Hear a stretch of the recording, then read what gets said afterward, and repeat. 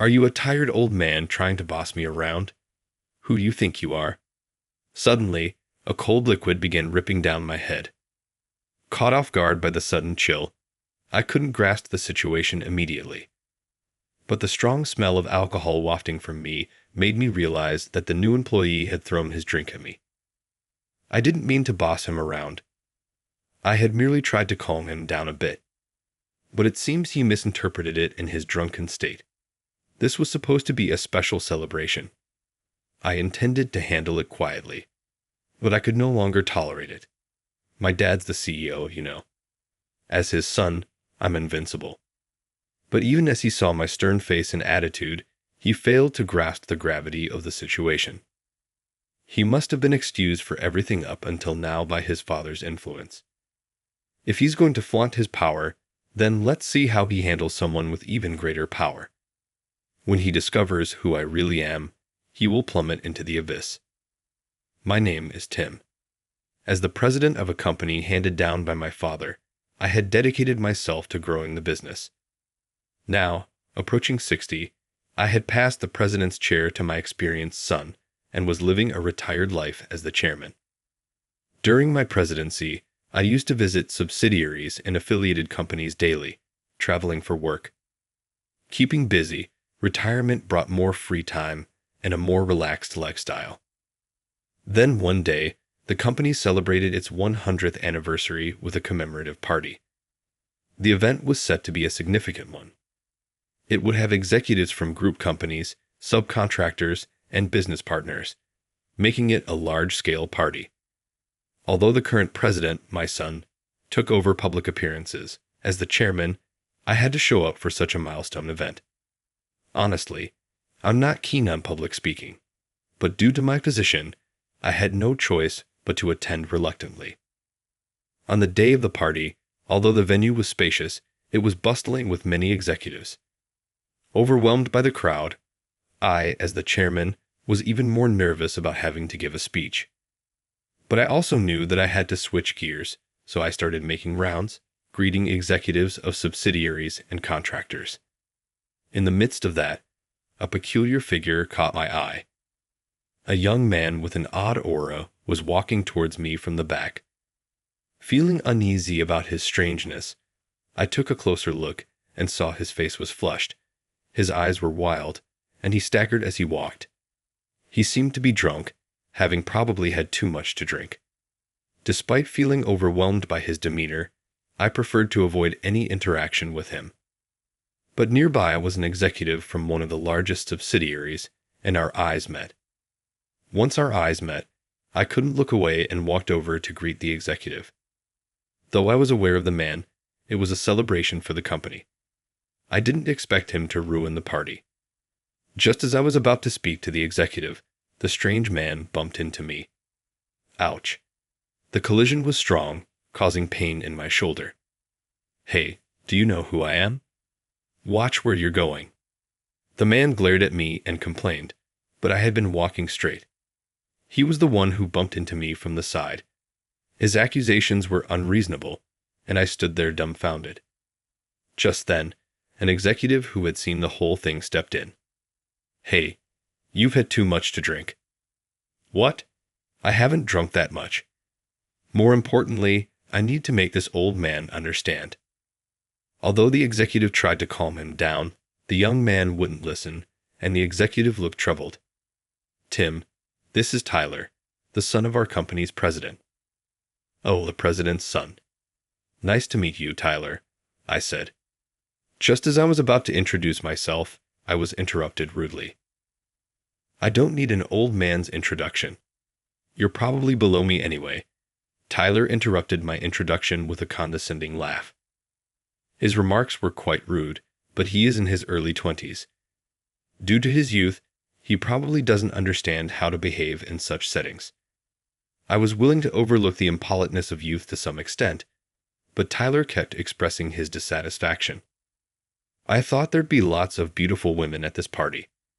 There are no beautiful women, just old men everywhere. Honestly, this party is no fun. Adults should understand that a company anniversary party would gather business contacts. It's unbelievable that he would complain when his expectations, based purely on his own conveniences, weren't met. I had tried to make everyone enjoy the celebration by arranging a top-notch venue, food, and drinks. Yet all that came out of Tyler's mouth were complaints, which even I found distasteful. But I couldn't afford to spoil my mood and make others uncomfortable. "Tyler, come on, it's a celebration. Please enjoy the good food and drinks." I tried to keep the atmosphere light, but it seemed my words only agitated Tyler more. A tired old man trying to boss me around. Who you think you are? I had no intention of bossing him around or considering myself superior. But Tyler, influenced by alcohol, couldn't judge the situation calmly. That's why he misinterpreted and became emotional. I realized that I might not be able to calm him down, no matter how hard I tried, if he doesn't sober up a bit. As I was mulling this over, suddenly, a cold liquid dripped onto my head. What the? It smelled like booze. Taken by surprise by the cold sensation, I didn't understand the situation immediately. But the strong smell of alcohol coming from me made it clear that Tyler had poured his drink on me. Just a pitiful old man trying to tell me what to do, huh? This is what you get for not understanding how different we are. Tyler said this smugly, but he's the one who doesn't understand. Tyler, do you realize what you've done? I had been trying to keep things peaceful, but I couldn't hide my anger after such an excessive act. Yet even seeing my stern face and attitude, Tyler seemed unaware of the seriousness of the situation. My dad's the president, you know, and not just any subsidiary, but the biggest one. So, as his son, I'm untouchable. Tyler believes he's forgiven for anything because of his father's power. He must have been forgiven for anything thanks to his father's influence. Unfortunately, there are higher powers which Tyler doesn't seem to understand. If I don't set him straight now, it won't be good for his future. I spoke loudly to an executive. Sensing the unusual tone in my voice, the executive hurried to fetch the president. What are you going to do? Calling my dad here? Even if he comes, nothing will change. Tyler, not understanding my position, still looked unconcerned even as his father was being called for. A few minutes later, out of breath, President Smith arrived. What is this all about? Because Tyler had been yelling loudly, a crowd had gathered around us. President Smith, who had just arrived, sensed the abnormal atmosphere and the crowd. Dad, this guy was bossing me around, Tyler, fully believing his father would resolve everything, vehemently began to complain.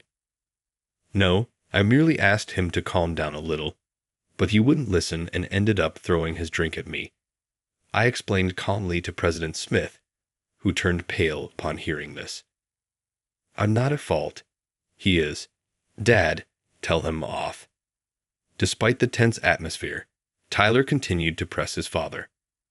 But President Smith ignored his complaints and knelt before me to apologize. I'm terribly sorry. Hey Dad, why are you apologizing to this old man? Faced with an unexpected turn of events, Tyler was bewildered.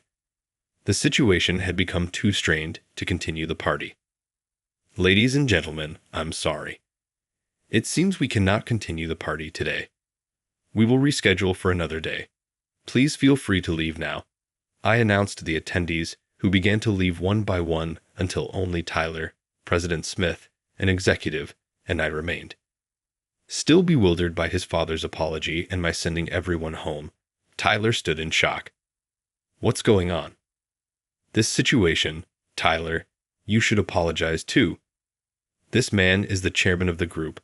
The executive's words finally made Tyler understand who I was. The chairman. Since I had left the public duties to my son, Tyler probably didn't recognize me. Upon realizing who I truly was, his face turned pale, and he began to tremble. Visibly, he had behaved terribly towards someone higher up than his own father, whom he had been relying on. Even he could understand that his father's influence might not be enough to fix the situation.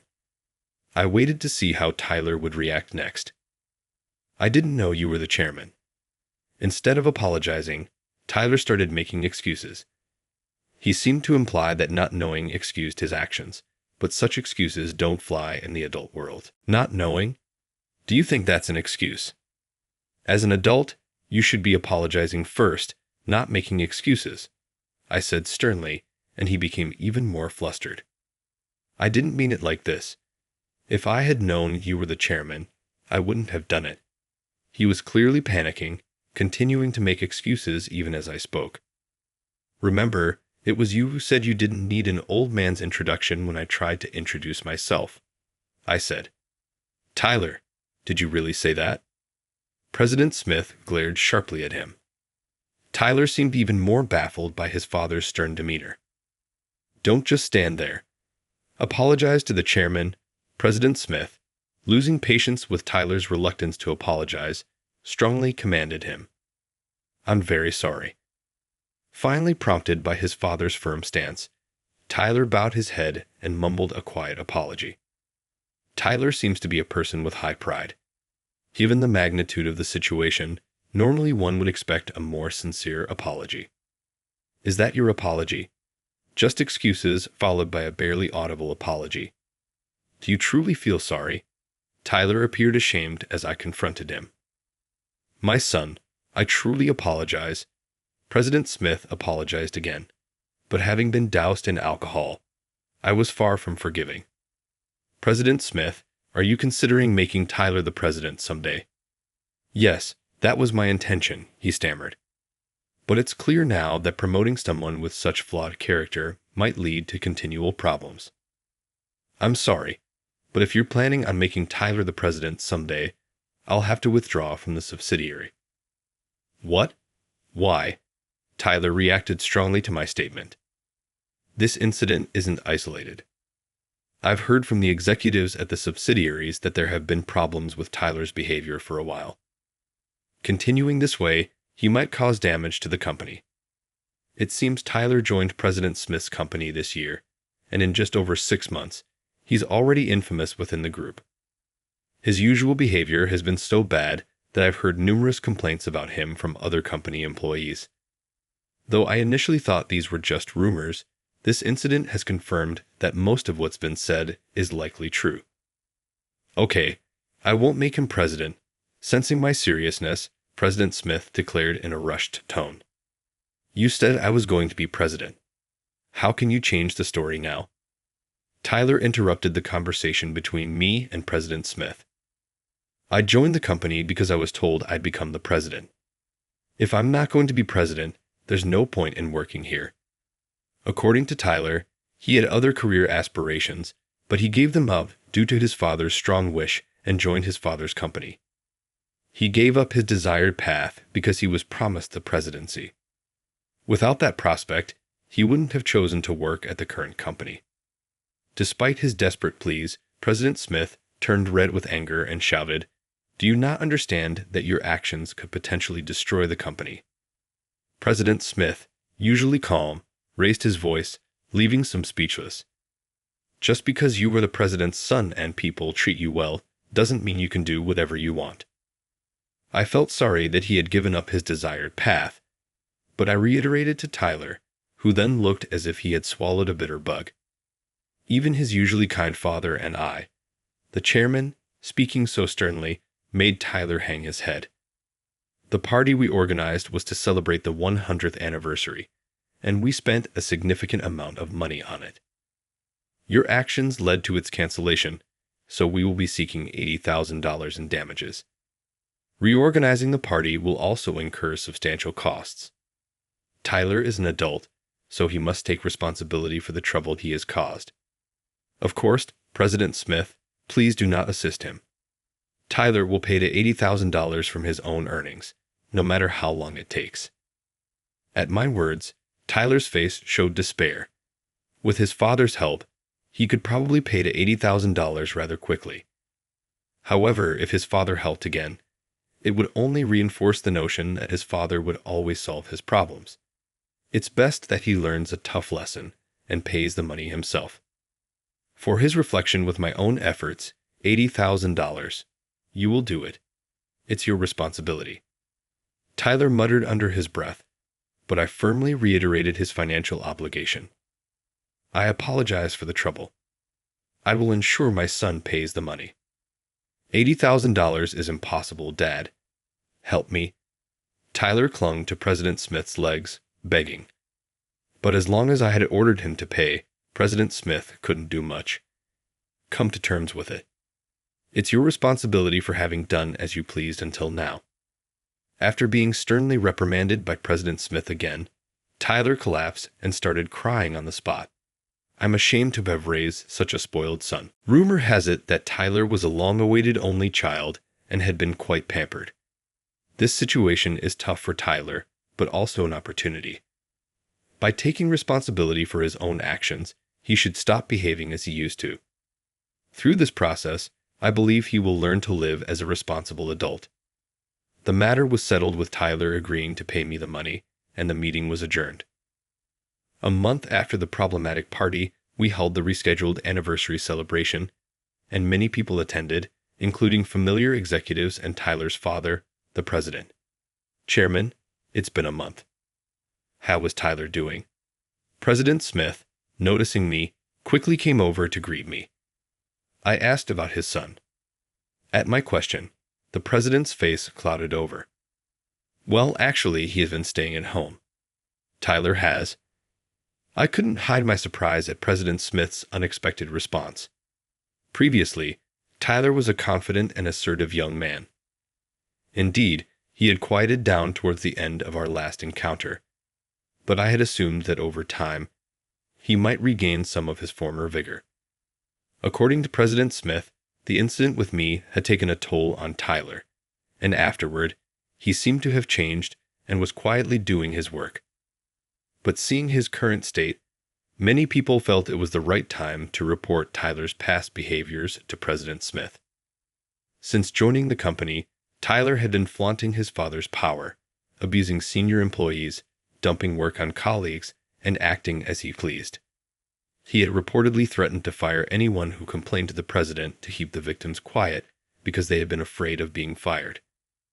Employees who had previously been unable to speak out started coming forward one after another, leading to chaos within the company.